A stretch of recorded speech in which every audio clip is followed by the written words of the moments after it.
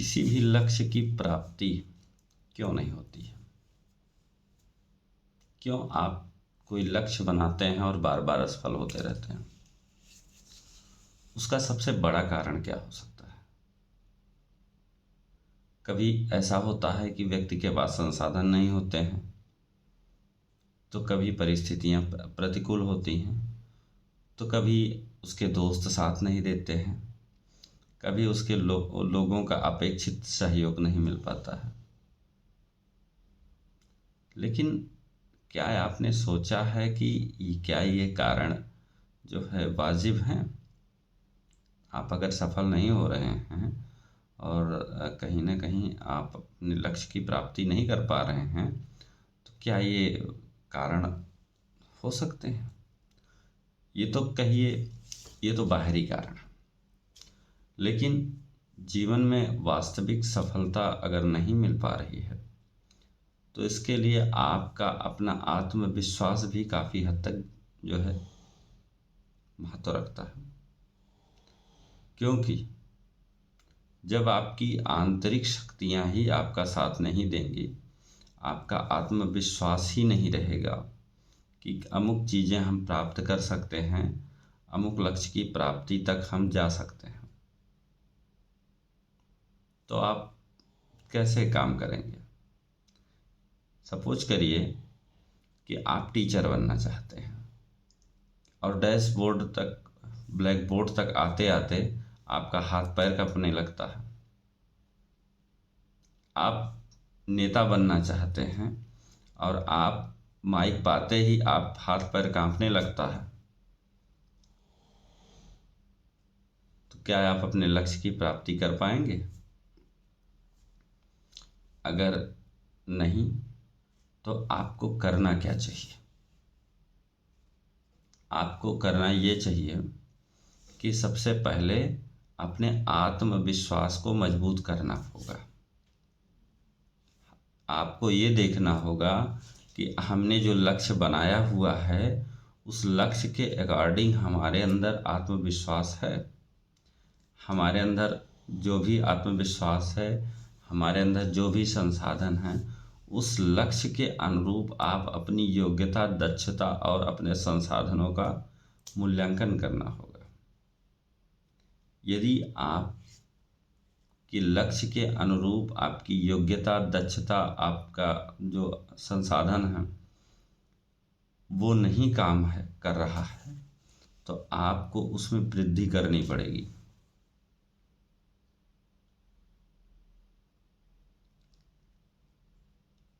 आत्म अनुशासन के द्वारा। क्योंकि आत्मविश्वास कैसे बढ़ता है? आत्म अनुशासन के द्वारा, प्रैक्टिस के द्वारा।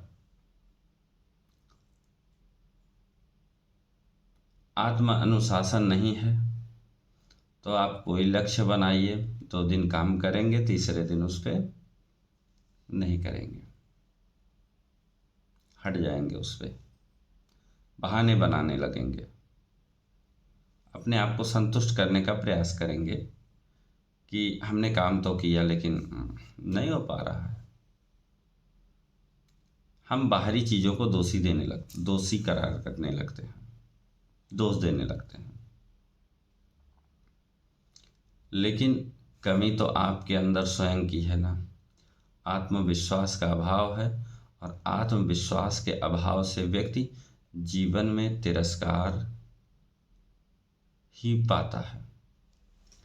अगर आपको जीवन में सम्मान, मान सम्मान, लोगों के बीच यदि आप बने रहना चाहते हैं, तो आप अपना आत्मविश्वास बढ़ाएंगे। कैसे बढ़ाएंगे?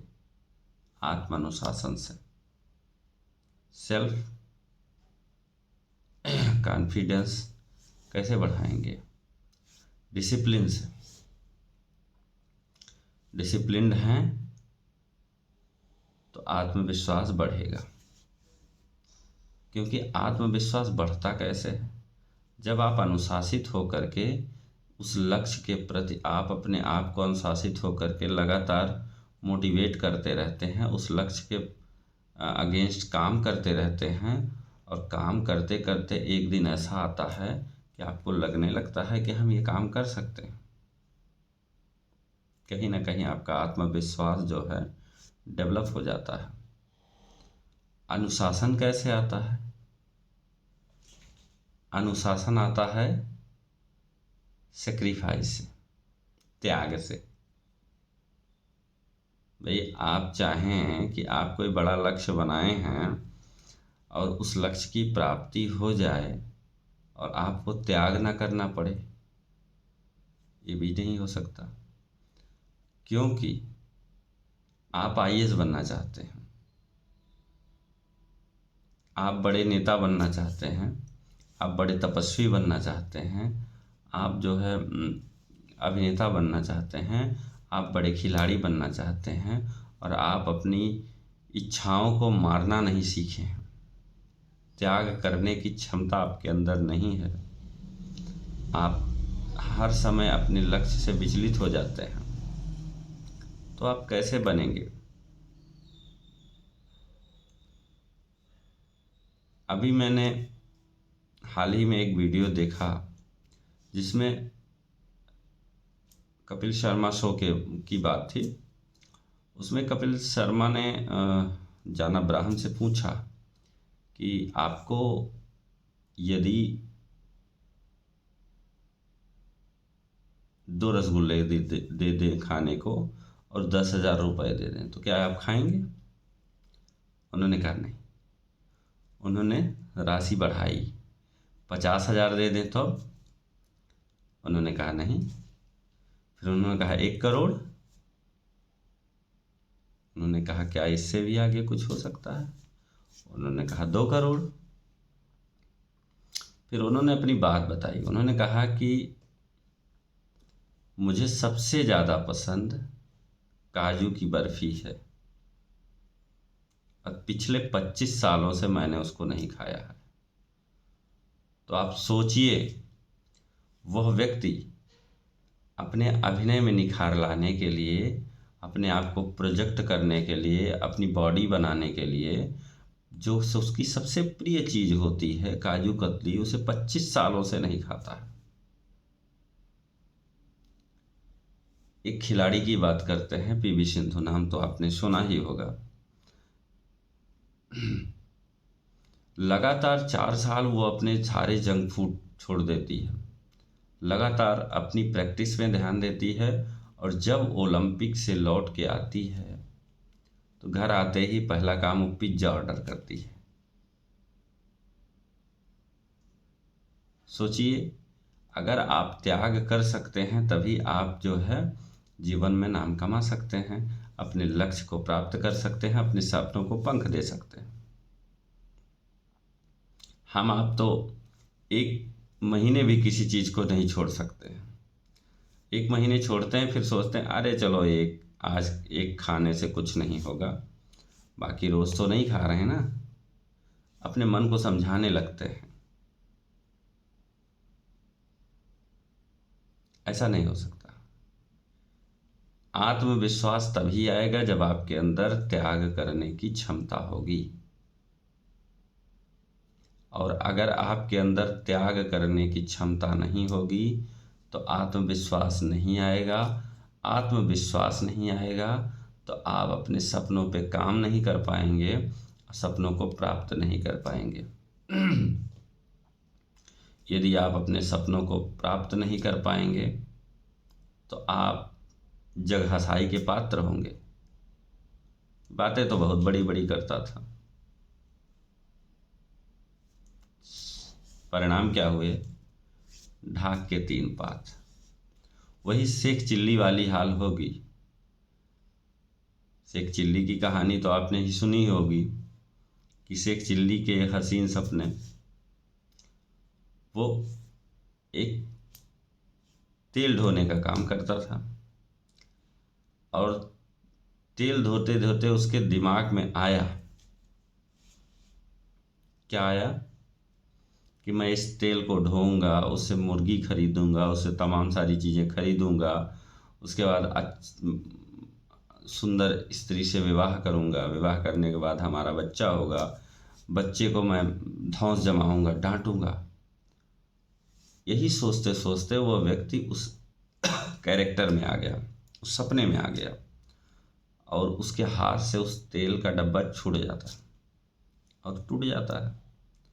फिर मालिक उसको डांटता है और भगा देता है, काम से भी निकाल देता है। तो कहीं ये हाल भी आपका ना हो, इसलिए शेख चिल्ली के हसीन सपने से बाहर निकलिए और अपने आत्मविश्वास को जगाइए, क्योंकि आत्मविश्वास होगा। और आत्मविश्वास जगेगा कैसे? आत्म अनुशासन से। आत्म अनुशासन आएगा कैसे? त्याग से। त्याग के बारे में अगर आपको जानना है, त्याग की वास्तविक प्रतिमूर्ति को जानना है, तो हमारे आपके बीच में हमारे भोलेनाथ हैं। उन्होंने हमेशा त्याग को चुना।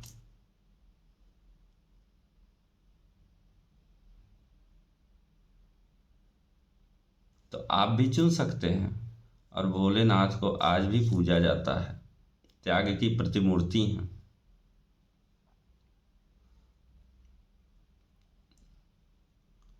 तो आप भी त्याग करेंगे, हम भी त्याग करेंगे, तभी जीवन में महान हो सकते हैं। क्योंकि कुछ लोग तो आते हैं चले जाते हैं, पता नहीं चलता है। कुछ लोग आते हैं, काम करते हैं, थोड़े दिन रहते हैं, चले जाते हैं, और सदियों तक पूजे जाते हैं। क्या आपको लगता है कि हमें इस श्रेणी में रहना चाहिए या इस श्रेणी में? अगर अपनी छाप सदियों तक छोड़नी है, अपने लक्ष्य को प्राप्त करना है, अपने सपनों को गति देनी है, अपने सपनों को पूरा करना है, तो आत्मविश्वास जगाना होगा।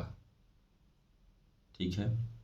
और बिना आत्मविश्वास के जीवन में कुछ भी हासिल नहीं हो सकता, क्योंकि वो आपकी अंदर की कमजोरी होती है।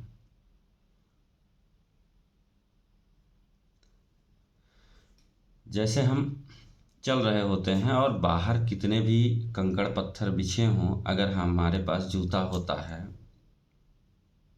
तो उस जूते को पहन करके हम उस कंकड़ पत्थर पे चल सकते हैं। लेकिन सोचिए, अगर उस जूते के अंदर एक भी कंकड़ पड़ा हो तो क्या हम चल सकते हैं? नहीं। तो जो बाहरी परेशानियां हैं उससे तो हम लड़ सकते हैं, लेकिन जो हमारी आंतरिक समस्या है, हमारा आत्मविश्वास ही नहीं काम कर रहा है, हमारे अंदर त्याग की भावना ही नहीं है, हमारे अंदर आत्म अनुशासन ही नहीं है, तो हम नहीं कर सकते। तो इसको जगाना होगा, और इसको जगाने के लिए अपने अंदर जो है त्याग की भावना लाना होगा। तो आज के लिए इतना ही मित्रों, फिर मिलेंगे। तब तक के लिए नमस्कार।